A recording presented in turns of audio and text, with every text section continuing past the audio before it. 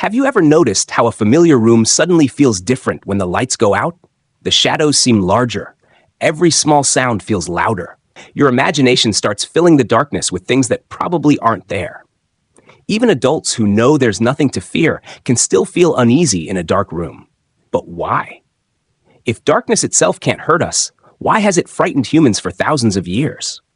The answer isn't hidden in ghosts or monsters. It's hidden deep inside the human brain, shaped by millions of years of evolution. And it may explain why we're still afraid of the dark today. Imagine walking through a forest 100,000 years ago. The sun has just disappeared behind the horizon. Within minutes, the world around you becomes almost completely black. There are no streetlights, no flashlights, no phones. Every tree becomes a shadow, and every sound could mean danger. For our ancestors, darkness wasn't just the absence of light. It was the time when many of nature's deadliest predators became active. Lions, leopards, wolves, hyenas, and countless other hunters often relied on the cover of darkness. Humans, on the other hand, were never particularly good at seeing in the dark. Compared to many nocturnal animals, our night vision is poor. We can't hear as sharply, smell as accurately, or move as quietly. In the darkness, we lost many of our greatest advantages. Evolution rewarded the people who treated darkness with caution. Imagine two early humans. One hears a strange noise in the bushes at night and immediately becomes alert. The other ignores it and keeps walking. If that sound turns out to be a predator, only one of them is likely to survive. Over thousands of generations, natural selection favored brains that reacted quickly to uncertain threats. It was safer to assume something dangerous was hiding in the dark, even if most of the time nothing was actually there. This survival strategy is still inside us today. Your brain constantly tries to predict danger before it happens. In bright daylight, your eyes collect enough information for your brain to identify objects accurately.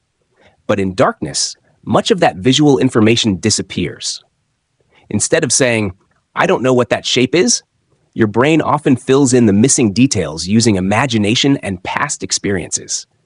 That hanging coat suddenly looks like a person. A pile of boxes becomes a strange creature. A moving curtain seems like someone watching you. Your eyes aren't necessarily fooling you. Your brain is simply making its best guess with limited information. Scientists sometimes call this threat detection bias, our tendency to interpret uncertain situations as potentially dangerous, because throughout evolution, a false alarm was usually less costly than missing a real threat. Darkness also changes the way our other senses work. Without clear vision, even small sounds seem louder. A creaking floorboard, rustling leaves, or the wind tapping against a window can suddenly feel significant because your brain pays much closer attention to anything unusual. Then there's the imagination. Humans are extraordinary storytellers. We naturally imagine possibilities, predict future events, and create mental images.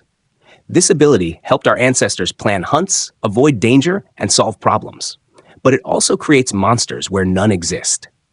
Almost every culture has legends about creatures that appear at night, ghosts, spirits, monsters, or mysterious beings hiding in the darkness. While these stories differ across civilizations, they all reflect the same basic human experience. When we can't clearly see what's around us, our imagination fills the empty spaces. Ironically, one of humanity's greatest inventions dramatically changed our relationship with darkness: fire. When early humans learned to control fire, nights became safer. Fire provided warmth, scared away predators, illuminated camps, and allowed people to gather together after sunset. Around those fires, families cooked meals, made tools, shared stories, and strengthened social bonds. Later came candles, oil lamps, electric lights, and eventually entire cities that never truly become dark. Yet even today, the ancient parts of our brain haven't completely forgotten the dangers our ancestors faced. That's why many children naturally fear the dark, even before they've heard ghost stories. It's also why adults can feel uneasy walking alone down a poorly lit street, despite knowing they're surrounded by modern civilization. Our environment has changed much faster than our biology. The darkness itself isn't what frightens us. It's the uncertainty that comes with not knowing what might be hidden inside it. And perhaps that's one of the oldest survival instincts the human species has ever carried.